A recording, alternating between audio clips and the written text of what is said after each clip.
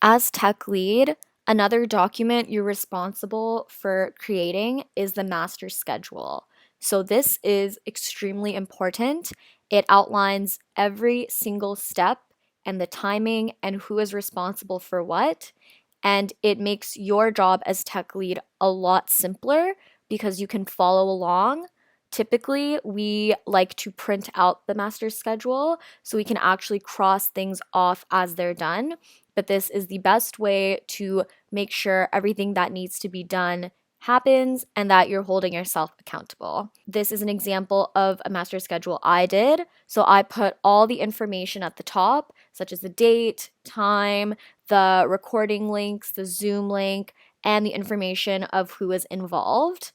And then as you can see here, mine I set up into, or I split up into different sections. So first I said that there's 30 minutes of prep and tech setup. So this is when people from the tech team are logging on, when the speakers are logging on, and we're just getting everything ready to go. And as you can see here, there's a lot of steps. I personally like to put all my actual tasks in red so I can clearly see what needs to be done, but that's not necessary. And as you can see here, we have a strict timeline that we try to adhere to, and we put in how many minutes each task should take. We put in who is primarily responsible for what.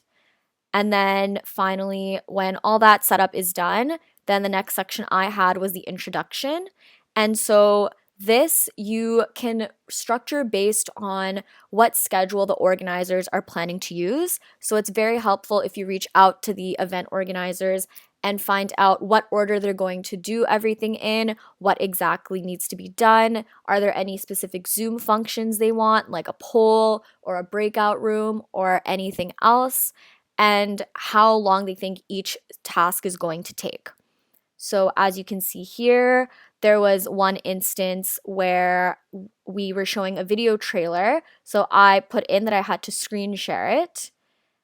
And then we put in specifically keep in gallery mode when we want people to see everyone. If we want to highlight one specific speaker, we will put a spotlight on them. And so that is how you kind of make sure the audience is seeing what you want. Then we had an audience Q&A, and this was a time when the audience could participate, so we heavily encourage the chat. And in this case, you're not really doing much as the tech lead. This is when your tasks are not, it's not super intensive for you.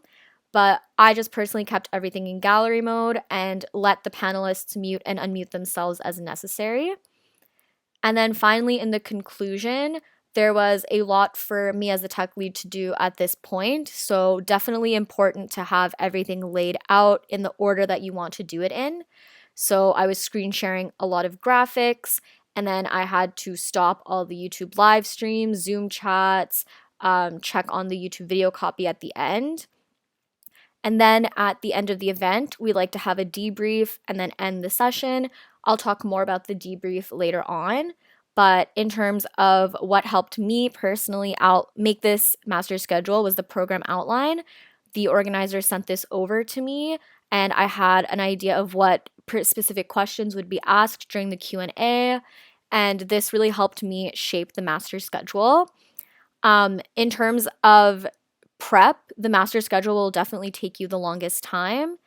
So make sure that you do set aside some time to work on this because it is probably the most time consuming part in terms of preparing for the actual webcast.